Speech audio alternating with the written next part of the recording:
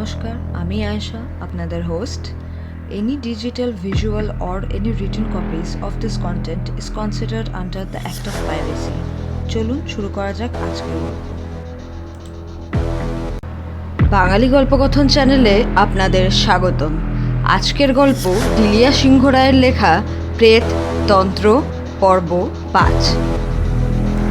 ডাক্তারের আদেশ মতো সব আয়োজন ও প্রস্তুতি নেওয়া হলো। ধীরে ধীরে রাত যত বাড়তে লাগলো, প্যাটিংসনের প্রেততন্ত্রের যজ্ঞ ততই দৃঢ় হতে লাগলো। প্যাটিংসনের যজ্ঞের আহুতির তাপ ও মন্ত্র উচ্চারণে গোটা প্রেত জগৎ যেন জেগে উঠল।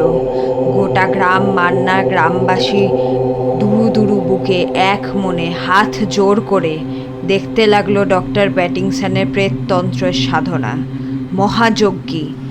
সবার মনে শুধু একটাই প্রার্থনা, প্রেত আত্মারা যেন তুষ্ট হন ও তাদের বাচ্চারা যেন আবার ভালোয় ভালোয় ঘরে ফিরে আসে।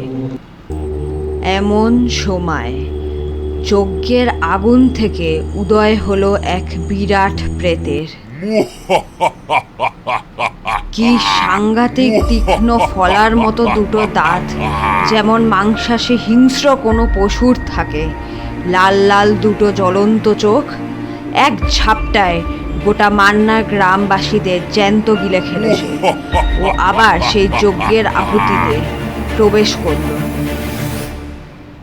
এবং অদৃশ্য হয়ে গেল। চারিদিকে জেগে উঠল কিছু হায়নার ডাক।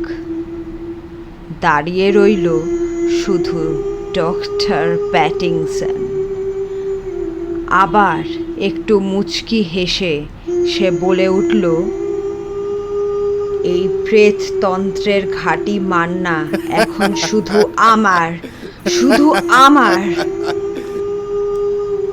আজকে ছিল প্রেততন্ত্রের অন্তিম পর্ব। কমেন্ট সেকশনে আমাদের কমেন্ট করে অবশ্যই জানান এই গল্পটি আপনাদের কেমন লাগলো। ফিরবো আবার নতুন গল্পের পসরা সাজিয়ে। Till then, please do not forget to like, share and subscribing onto Bangali Golpokothan channel. Thanks for tuning.